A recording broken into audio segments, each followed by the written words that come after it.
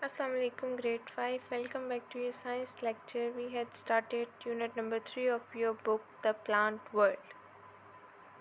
Previous lecture में हमने पढ़ा था प्लांट के क्लासिफिकेशन के बारे में कि प्लांट्स को किस तरह क्लासिफाई किया गया है, किस तरह उसको डिवाइड किया गया है। हमने पढ़ा था उसकी टू मेन क्लासिफिकेशन है, टू मेन पार्ट्स है, spore bearing plants and seed bearing plants. पे आगे हमने उसकी एग्जांपल्स पढ़ी थी, एक फ्लो शीट हमने देखी थी जिसमें हमें उसकी एग्जांपल्स नज़र आ रही थी कि सीड बेयरिंग प्लांट्स में कौन कौन से प्लांट्स आते हैं एंड स्पोर बेयरिंग प्लांट्स में कौन कौन से प्लांट्स इंक्लूड है। फिर हमने कुछ की डिटेल पढ़ी थी, एंजियोस्पर्म, जिम्नोस्पर्म्स, कॉनिफर्स के बारे में पढ़ा था कि वो हैं हमारे पास seed bearing plants and ferns हमने स्टडी किए थे, और ये पढ़ा था कि वो हैं हमारे पास स्पोर बेयरिंग प्लांट्स। उसके बाद हमने प्लांट सेल को स्टडी किया था, उसकी डायग्राम देखी थी कि वो किस तरह की होती है, उसकी शेप कैसी होती है, उसके किस तरह के पार्ट्स होते हैं और उन पार्ट्स के क्या फंक्शंस होते हैं। आज का जो हमारा लेक्चर है that is about seeds and spores. आज हम इनके स्ट्रक्चर स्टडी करेंगे। सबसे पहले सीड के बारे में हम स्टडी करेंगे। सीड क्या होते हैं? Seeds are where plants begin their life. Means seeds एक ऐसी चीज़ है या एक ऐसी जगह है जहाँ से प्लांट्स बनना स्टार्ट होते हैं, प्लांट्स की लाइफ शुरू होती है। Means plants begin their life, तो यहाँ से प्लांट्स की लाइफ स्टार्ट हो रही है। अगर सीड नहीं होंगे तो न्यू प्लांट्स नहीं बन सकेंगे, इसीलिए कहते हैं कि प्लांट्स की लाइफ सीड से बनना स्टार्ट होती है। In the structure of seed it has 4 parts. Seed के 4 पार्ट्स हैं, seed coat, endosperm, cotyledon and embryo. अब आपको बता रहे हैं इन पार्ट्स के बारे में कि ये पार्ट्स कैसे होते हैं। पहले आपको ये डायग्राम भी साथ नज़र आ रही है, साथ उसमें लेबलिंग आपको नज़र आ रही है। सीड कोट के बारे में आपको बता रहे हैं, ये सीड की डायग्राम है और इसकी जो आउटर कवरिंग होती है उसको सीड कोट कहते हैं। अब उसका फंक्शन क्या है? The seed coat protects everything inside the seed so that it has a good chance of germinating. The seed coat is also called testa. Some seeds have thin seed coats while others have hard ones. Fruit plants often have very hard seed coats. अब यहाँ पे seed coat का क्या function बताया जा रहा है? As it is the आउटस्ट कवरिंग, क्योंकि ये आउटर कवरिंग है तो ये क्या करती है? सीड के इनर जितने भी मटेरियल्स होते हैं उनको प्रोटेक्ट करती है, ताकि वो सीड जो है अच्छे से गुड चांस उसको मिल सके, अच्छा चांस उसको मिल सके कि वो जर्मिनेट कर सके। एंड सीड कोट का ही दूसरा नाम क्या है? उसको हम टेस्टा भी कहते हैं। और यहाँ पे आगे ये बात की गई है कि कुछ ऐसे सीड्स होते हैं जिनके सीड कोट जो है बहुत ही हार्ड होते हैं और कुछ ऐसे सीड्स होते हैं जिनके सीड कोट जो होते हैं बहुत ही सॉफ्ट होते हैं। अब आते हैं नेक्स्ट पार्ट पे। नेक्स्ट पार्ट क्या है सीड का? Endosperm. Endosperm is the tissue that surrounds the embryo and provides it with nutritions. अब आपको यहाँ पे एंडोस्पर्म भी नज़र आ रहा है, जितना भी ये वाइटिश मटेरियल है यहाँ पे जितने भी टिश्यूज़ प्रेजेंट है उनको एंडोस्पर्म कहते हैं। और इसका फंक्शन क्या है? ये एम्ब्रियो को, मीन्स एम्ब्रियो यहाँ पे आपको नज़र आ रहा है ना, जो आपको ग्रीनिश सा एरिया नज़र आ रहा है, सो दैट इज़ एम्ब्रियो। इसमें क्या कह रहे हैं? इसको प्रोटेक्ट जो करता है वो कौन करता है? एंडोस्पर्म. That provides nutrition. इसको प्रोटेक्ट करने के साथ साथ इसको न्यूट्रिशन भी देता है, मीन्स इसको ग़ज़ा भी देता है। किसके लिए? जर्मिनेशन के लिए. अब थर्ड पार्ट पे आते हैं, that is cotyledon. The cotyledon is a seed leaf that emerges from the seed when it germinates. अब आपको ये नज़र आ रहा है कोटिलेडन लीफ की शक्ल का है बिल्कुल, तो ये आपको क्या कहते हैं? ये सीड का एक ऐसा लीफ होता है that emerges from the seed. ये तब जर्मिनेट होता है, ये तब जो होता है बड़ा होता है जब सीड जर्मिनेट करने लगता है। तो मतलब इसके बनने से पता चलता है कि सीड की जर्मिनेशन स्टार्ट हो गई है, तो इसको क्या कहते हैं? कोटिलेडन. अब now last part of the seed is embryo. What is embryo? The embryo is where the life starts within the seeds. embryo जैसे ही बनता है तो तब पता चलता है कि embryo मीन्स सीड में जो है एक लाइफ स्टार्ट हो गई, मीन्स यहाँ पे अब न्यू प्लांट बन सकता है। स्टार्ट क्या हमने पढ़ा था कि लाइफ क्या होती है सीड में, कब स्टार्ट होती है किसी भी प्लांट की लाइफ? जब सीड में जर्मिनेशन होती है, सीड मेन पार्ट होता है। और अब सीड के अंदर आपको बता रहे हैं कि सीड के अंदर जर्मिनेशन कब स्टार्ट होती है, ये लाइफ जो होती है उसके अंदर कब स्टार्ट होती है, न्यू प्लांट कब बनने लगता है? तब जब एम्ब्रियो जो होता है उसके अंदर जर्मिनेशन स्टार्ट हो जाती है। So that was all about seed. Seed के बारे में हमने पढ़ा कि सीड कैसा होता है, उसकी हमने शेप देखी और हमने सीड के 4 पार्ट्स पढ़े कि सीड के 4 पार्ट्स कौन कौन से हैं और उसके फंक्शन क्या हैं। अब इसके बाद आपको सीड्स की कुछ एग्जांपल बताएंगे कि सीड्स किस किस्म के होते हैं। ये देखिए यहाँ पे बता रहे हैं आपको मोनोकॉट्स और डाइकॉट्स के एग्जांपल दे रहे हैं। ये किस किस तरह के सीड हैं? The seeds of flowering plants contain either 1 cotyledon और 2 कोटिलेडन्स. अब ये कौन से आपको बता रहे हैं? ये वो सीड्स हैं जो फ्लावरिंग प्लांट्स के हैं। मीन्स हमने स्टार्ट में पढ़े थे कि कुछ ऐसे प्लांट जिनमें फ्लावर्स होते हैं और कुछ में फ्लावर नहीं होते। तो अब हम उनकी बात करें जिनमें फ्लावर होते हैं, तो ये उनके सीड्स हैं। सो इन सीड्स में क्या होता है, या एक कॉटिलेडन होता है या फिर 2 कॉटिलेडन्स होते हैं। जैसे प्रीवियस स्लाइड में हमने पढ़ा कि इसका कॉटिलेडन के स्ट्रक्चर के बारे में पढ़ा कि वो किस तरह का होता है। जैसे आप स्लाइड में देख सकते हैं कॉटिलेडन किस तरह का होता है और ये कैसे जर्मिनेट करता है। तो अब यहाँ उसी की बात हो रही है कि या तो इस सीड में 2 कॉटिलेडन्स होते हैं या तो 1 कॉटिलेडन होता है। तो जिस सीड में एक कॉटिलेडन यानी 1 कॉटिलेडन होता है उसको मोनोकॉट कहा जाता है, और जिस सीड में 2 कॉटिलेडन्स होते हैं उसको डाइकॉट कहा जाता है। यहाँ पे आपको नज़र आ रही होगी सबसे पहले डायग्राम है बीन सीड की, और आपको यहाँ नज़र आ रहे हैं 2 कॉटिलेडन्स है, इसलिए इसको डाइकॉट कहा जाता है। एंड सेकेंड एग्जाम्पल है मेज सीड की, और यहाँ पे आपको साफ नज़र आ रहा है कि ये 1 कॉटिलेडन है। आपको एक नज़र आ रहा है, वहाँ पे 2 शेप नज़र आ रही हैं, तो उसका मतलब है कि ये यहाँ पे 2 है। आपको इस तरह याद रखें, mono means 1 and di means 2। तो अगर कहीं पे भी 2 सीड्स हैं तो इसका मतलब वो डाई यानी 2 है, तो 2 का मतलब डाई होता है, तो मतलब वो डाइकॉट है। और उसकी एग्जाम्पल क्या है, बीन सीड। और कहीं पे 1 सीड नज़र आए तो मीन्स इट्स मोनो, सो इसका क्या कहा जाएगा, मोनोकॉट। और मोनोकॉट की एग्जाम्पल क्या है, मेज सीड। नेक्स्ट अब हम आते हैं जर्मिनेशन ऑफ सीड्स के। सीड्स जर्मिनेट कैसे होते हैं, सीड्स बड़े कैसे होते हैं, या वो ग्रो कैसे करते हैं। So the process which involves a seed becoming a plant is known at germination. यहाँ पे आपको जर्मिनेशन की डेफिनेशन भी बताई गई है कि जर्मिनेशन क्या होती है। जर्मिनेशन एक ऐसा प्रोसेस है जिसमें एक सीड जो है पूरे प्रोसेस से गुजर कर जिसमें एक सीड जो है दूसरा पूरा प्लांट बन जाता है। उस पूरे प्रोसेस को क्या कहते हैं, जर्मिनेशन कहते हैं। So these things are required for seeds to germinate. अब आपको बता रहे हैं कि सीड की जर्मिनेशन के लिए किन किन चीज़ों की ज़रूरत होती है। So that are water, oxygen, light and heat. उसके लिए पानी की ज़रूरत है, ऑक्सीजन की ज़रूरत है, लाइट यानी रोशनी की ज़रूरत है, हीट यानी गर्मी की ज़रूरत है। इस पिक्चर में आपको जर्मिनेशन ऑफ सीड के बारे में बता रहे हैं कि सीड किस तरह जर्मिनेट करता है। आप लोग निकालें बुक पेज नंबर 41। आप लोग साथ साथ इस डायग्राम को देखें और मैं आपको इसका प्रोसेस समझाती हूँ। सो ये प्रोसेस स्टार्ट कैसे होता है, the seed soaks up water from the ground, when the water enters the seed it breaks down the food that is stored inside the seed. सबसे पहले प्रोसेस कैसे स्टार्ट होता है, सीड जो है वाटर सारा ग्राउंड में जितना भी वाटर होता है उसको सोक कर ले, मीन्स उसको जस्ट कर लेता है। और जब वाटर जो है सीड में इंटर हो जाता है तो सीड के अंदर जितना भी फूड होता है that is break down, means वो ब्रेक डाउन हो जाता है ताकि उसको यूज़ किया जा सके। So when the food inside the seed breaks down it releases energy.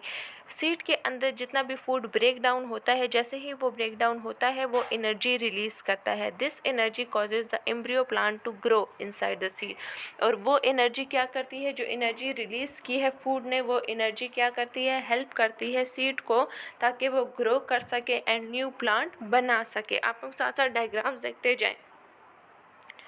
And third point क्या है, the embryo plant gets too big for its seeds and breaks through the case has soften by the water. अब क्या है, embryo plant जैसे हमने start में पढ़ा कि ये ग्रो करने लगा है, प्रीवियस पॉइंट में जैसे हमने पढ़ा कि एम्ब्रियो ग्रो कर रहा है, तो अब वो इतना ज़्यादा ग्रो कर चुका है, वो इतना ज़्यादा बड़ा हो चुका है कि वो सीड उसके लिए छोटा है, उसकी बाउंड्री छोटी हो रही है, इसलिए वो सीड की बाउंड्री को तोड़ देता है and through the case and case has been soften. अब वो क्या चीज़ है, जो इसका आउटर केस है वो बिल्कुल सॉफ्ट हो गया ताकि वो इजीली ब्रेक डाउन हो सके, इजीली एम्ब्रियो उसको तोड़ सके। इसीलिए वो केस जो है वाटर के ज़रिए, जो वाटर उसने स्टार्ट में फर्स्ट पॉइंट में जस्ट किया था, सोक किया था, उसकी वजह से वो क्या है, सॉफ्ट हो गया। तो एम्ब्रियो ने उस केस को, उस प्रोटेक्शन को इजीली तोड़ दिया है। अब आगे का पॉइंट आप देखें, the first parts of the plant to break through the seeds are the roots. सबसे पहले जो parts of the plant to break through the seed, जो सीड्स को ब्रेक करते हैं, दैट आर रूट्स। रूट से स्टार्ट होता है ये सारा process. The roots grow downward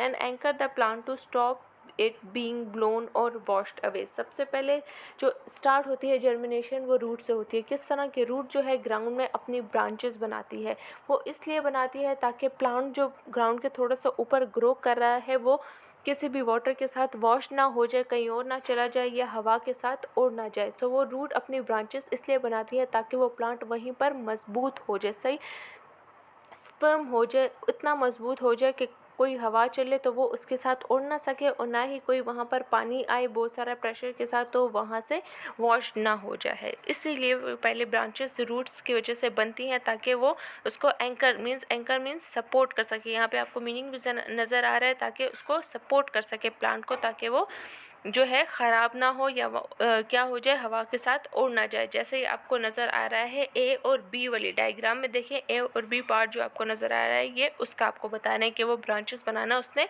start कर दिए। अब नेक्स्ट देखें, the next part to emerge is the cotyledon or the cotyledon. If it is a dicot plant, the cotyledon has a shoot attached to it and the shoot grows up towards the surface of the ground. अब आप देखें third part में आपको नज़र आ रहा है C part में, या आप 4 वाली डायग्राम में देख सकते हैं किस तरह आपको नज़र आ रहा है। इसके बाद कौन सा पार्ट बनेगा, इसके बाद बनेगा कॉटिलेडन का पार्ट।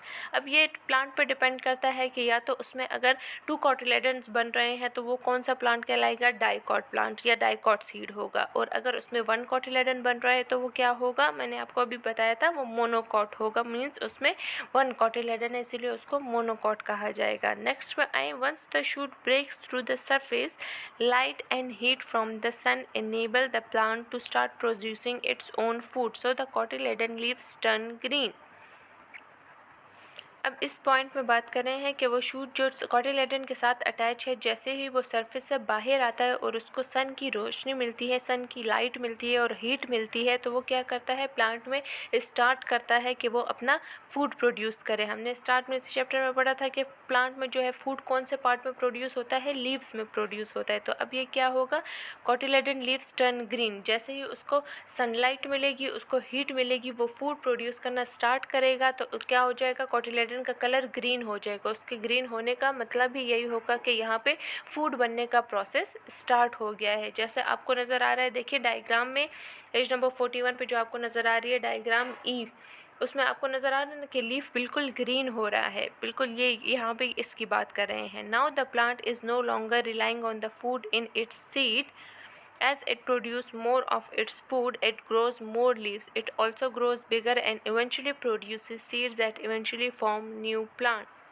यहाँ पे अब बात कर रहे हैं कि plant is no longer relying on food of the seed. Means seed में जितना भी फूड बन रहा था, अब प्लांट उस पर रिलाई नहीं करता, उस पर डिपेंड नहीं करता। क्यों? क्योंकि प्लांट के अंदर खुद फूड बनने का प्रोसेस स्टार्ट हो गया। अब वो ज़्यादा से ज़्यादा जो है फूड बन रहा है प्लांट के किधर, लीव्स में बन रहा है, कॉटिलेडन्स की हेल्प से बन रहा है। तो जैसे ज़्यादा से ज़्यादा वो प्लांट ग्रो करता जाएगा, उसमें ज़्यादा से ज़्यादा फूड बनता जाएगा और वो ग्रो करने के बाद जो है और सीड्स प्रोड्यूस करता जाएगा। और सीड्स प्रोड्यूस करने का मतलब दोबारा से ये सारा प्रोसेस होगा और न्यू प्लांट बनते जाएंगे। तो ये प्रोसेस क्या होता है, चलता जाता है और न्यू प्लांट्स बनते जाते हैं। So that was all the process of germination of seed, के एक सीड किस तरह जर्मिनेट करता है और एक पूरा कंप्लीट प्लांट बनाता है। अब यहाँ बात कर रहे हैं स्कैटरिंग ऑफ सीड्स की, कि सीड्स किस तरह स्कैटर करते हैं। स्कैटर मीन्स किस तरह सीड्स फैलते हैं, मतलब वो किस तरह एक न्यू प्लांट बनाते हैं। यहाँ पे अब ऐसी जर्मिनेशन की बात हो रही है कि सीड्स, वो सीड्स जो फ्लावर के अंदर ग्रो करते हैं, means seeds that are found in the flower of the plant. अब वो किस तरह ग्राउंड पे जाएंगे। अब वो तो फ्लावर्स होते हैं, फ्लावर्स तो ग्राउंड से काफ़ी ज़्यादा ऊपर होते हैं, तो अब वो किस तरह ग्राउंड पे जाएंगे, उनके सीड्स वो किस तरह जर्मिनेट करेंगे। तो ये उस तरह का प्रोसेस आपको बताते हैं। और वो किसकी मदद से होता है, वो स्कैटरिंग की मदद से होता है। सीड स्कैटर्ड करते हैं डिफरेंट वेज में। स्कैटर्ड मतलब फैलना, इधर उधर जाना। तो ये स्कैटर्ड करते हैं, इसकी वजह से जो सीड जर्मिनेट करते हैं, ये वो प्रोसेस आपको बता रहे हैं। सो ये कैसे होता है, सम सीड्स आर स्टिकी और हैव हुक्स और spikes, they have stick to the animal until they drop to a different place. कुछ सीड्स क्या होते हैं, स्टिकी, बहुत ही स्टिकी होते हैं, मीन्स जो चिपक जाते हैं बहुत ज़्यादा ईजीली। और हैव हुक्स और स्पाइक्स, जिनके हुक्स होते हैं, जिनकी नीडल लाइक शेप होती है, उन पे स्पाइक से होते हैं, ये नीडल से बने होते हैं। They stick to the animals, वो किसी भी एनिमल्स को, इनके पास से एनिमल्स गुजरे तो वो उनकी बॉडीज, उनकी लेग्स के साथ जो होते हैं स्टिक हो जाते हैं। And they drop to a different place, जब वो एनिमल्स किसी और जगह पर चल जाते हैं और उन सीड्स को कोई सूटेबल प्लेस जैसे ही मिल जाता है, कहीं एनिमल्स उनको ड्रॉप कर दें तो वो ग्राउंड पर जैसे ही गिरते हैं तो उसी जगह पर वो जर्मिनेट कर जाते हैं। तो ये एक ऐसा एक पॉइंट इसका ऐसा है, एक इनका ये एक तरीका ऐसा है कि वो किस तरह जर्मिनेट करते हैं। Second thing is some seeds are very light that are blown through the air even if the softest breezes means क्या, जो फ्लावर्स के अंदर सीड्स हैं कुछ इतने लाइट होते हैं कि जैसे ही हवा चलती है, विंड वैसे आपको बता रहे हैं कि एज ए ब्लोन मीन्स जैसे ही हवा चलती है वो उसके साथ उड़ जाते हैं। और किसी भी तरह मीन्स इवन सॉफ्टेड ब्रीज चल रही हो, ये नहीं कि तूफ़ान आंधी की मैं बात कर रही हूँ कि बहुत तेज़ हवा चलेगी और वो जो है कहीं उड़ के कहीं और चले जाएंगे, नहीं, वो इतने लाइट होते हैं कि बहुत हल्की सी भी हवा चलती है तो वो उससे भी उड़ के किसी और जगह पर चले जाते हैं, किसी भी ग्राउंड की सरफेस पे क्या होता है वहाँ पर गिरते हैं, और जहाँ पर वो गिरते हैं वहीं पर जर्मिनेशन उनकी स्टार्ट हो जाती है। ये था second method. Third method is some are heavy that fall on the ground because of gravity. अब यहाँ पे बात करें कि कुछ सीड्स इतने ज़्यादा हैवी होते हैं कि फ्लावर में वो नहीं रह सकते बल्कि वो नीचे गिर जाते हैं ड्यू टू ग्रेविटी। आपने पढ़ा होगा ग्रेविटी क्या होती है, एक ऐसी फोर्स होती है जो हर चीज़ को अपनी तरफ वापस खींचती है। ज़मीन की एक ऐसी फोर्स होती है ग्रेविटी जो हर चीज़ को अपनी तरफ वापस खींचती है। जो चीज़ जितनी ज़्यादा हैवी होती है उतनी ज़्यादा ग्रेविटी उस पर एक्शन लेती है। तो इसी तरह अगर सीड्स हैवी होते हैं तो वो क्या होता है, ड्यू टू ग्रेविटी वो ज़मीन पर गिर जाते हैं, और जैसे ही वो ज़मीन पर गिरते हैं और जिस जगह पर गिरते हैं वहीं उनकी जर्मिनेशन स्टार्ट हो जाती है। और लास्ट प्रोसेस क्या है, last process method is some line in seed pots and pods burst suddenly and throw the seeds over a large surface area। कुछ सीड जो होते हैं एक पॉड में होते हैं, और जैसे ही वो सीड ज़्यादा होते जाते हैं उस पॉड में वो पॉड एकदम से बस्ट करता है, और जैसे ही वो बस्ट करता है वो सीड जो है सारे इधर उधर गिर जाते हैं, मीन्स स्कैटर्ड कर जाते हैं इन डिफरेंट वेज में, डिफरेंट एरियाज़ में जो है वो स्कैटर्ड कर जाते हैं। और जोन सा सीड जो है जहाँ पर भी ग्राउंड पे फॉल करता है वो उसी जगह पर जर्मिनेशन अपनी स्टार्ट करता है। तो ये 4 मेथड्स आपको बताएं कि किस तरह सीड्स जो है स्कैटर्ड करते हैं डिफरेंट वेज में, और किस तरह उनकी जर्मिनेशन स्टार्ट होती है। ये सारे उन सीड्स की बात कर रहे हैं जो है फ्लावर में होते हैं, और उनका ग्राउंड से मीन्स कोई ऐसा ताल्लुक़ नहीं होता कि वो फ़ौरन ग्राउंड पे उनको डाल दिया जाए या उनको ज़मीन में कैसे हम कहते हैं सीड्स को वो दिया जाए तो वो जर्मिनेट कर ले। लेकिन यहाँ पे डिफरेंट मेथड्स बताए गए हैं कि अगर हम उनको ना करें तो वो सीड्स खुद किस तरह जर्मिनेशन स्टार्ट करते हैं, मीन्स वो खुद किस तरह स्कैटर्ड कर सकते हैं। जैसे फर्स्ट हमने पढ़ा कि वो या तो एनिमल्स की बॉडी से स्टिक हो जाते हैं, सेकंड हमने पढ़ा कि कुछ बहुत लाइट होते हैं जो बिल्कुल आम सी हवा से, बहुत हल्की हवा से भी उड़ जाते हैं, और कुछ बहुत ज़्यादा है जो हैवी होते हैं वो ग्रेविटी की वजह से ज़मीन पे गिर जाते हैं। और लास्ट में हमने पढ़ा कि जो सीड पॉड्स में होते हैं तो पॉड्स की बर्स्टिंग की वजह से वो इधर उधर गिर जाते हैं, और जिस जगह पर वो फॉल करते हैं उधर ही वो जर्मिनेशन स्टार्ट कर देते हैं। तो आज के लेक्चर में हमने पढ़ा सीड के बारे में, सीड के स्ट्रक्चर के बारे में कि उसका स्ट्रक्चर कैसा होता है, उसमें कौन कौन से पार्ट्स होते हैं। उसके बाद हमने पढ़ा कि किस तरह उसकी जर्मिनेशन होती है, उसका हमने जर्मिनेशन के पहले रिक्वायरमेंट्स पढ़ी कि क्या क्या चीज़ें चाहिए होती है, उसका पूरा प्रोसेस पढ़ा, हमने उसकी डायग्राम देखी कि किस तरह सीड जर्मिनेट होता है एक फुल फॉर्म प्लांट में। उसके बाद हमने पढ़ा स्कैटरिंग ऑफ सीड्स के सीड्स किस तरह स्कैटर्ड करते हैं ग्राउंड के डिफरेंट एरियाज़ में, और किस तरह फिर आगे वो जर्मिनेशन करते हैं। So that was all for today's lecture. Next lecture में हम पढ़ेंगे स्पोर्स के बारे में, इसके स्पोर्स किस तरह होते हैं और वो किस तरह जर्मिनेशन करते हैं। सो इसको अच्छे से पढ़ें, 2-3 बार इस प्रोसेस को पढ़ें, आपको बहुत अच्छे से समझ आएगी। इस डायग्राम को आप साथ साथ देखते जाएं तो आपको ज़्यादा अच्छे से समझ आएगी कि इसमें क्या हो रहा है। जैसे जो पॉइंट आप पढ़ते जाएंगे उससे ही आपको डायग्राम में भी नज़र आएगा, तो आपको उस चीज़ की ज़्यादा अच्छे समझ आएगी। Until then take care of yourselves. अल्लाह हाफिज़।